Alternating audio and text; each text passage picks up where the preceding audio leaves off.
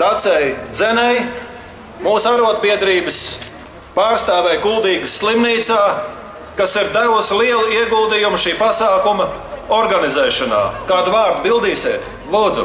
Mīļš paldies visiem, kas šodien ir ieradušies, jo bez jums šis pasākums nevarētu notikt.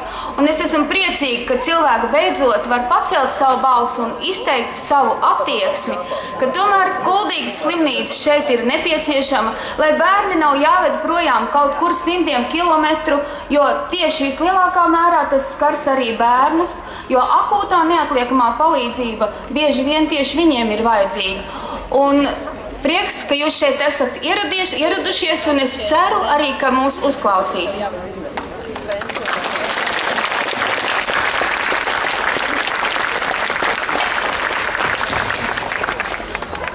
Ir dažas lietas, kas jums, kurzemnieki, būtu jāzina par to, kā valdība, diemžēl, izmērtē Latviju šobrīd, un tas varbūt arī padarīs skaidrāk to, kāpēc šobrīd jums te visiem ir jāstāv, kaut arī būtu daudz kas cits darāms.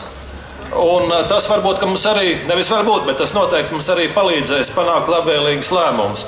Bet es jūtu, ka arī Soiķu sievām ir kaut kas šodien sakāms.